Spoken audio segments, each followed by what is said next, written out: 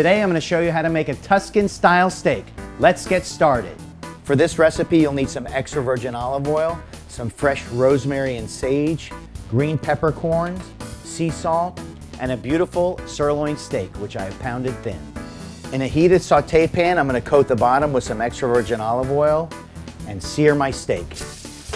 In a separate pan over here I have some heated extra virgin olive oil which I'm going to crisp up the herbs with.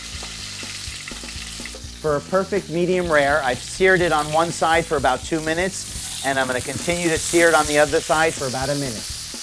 Now the steak is done, we're ready to plate it up. We add our herbs with olive oil.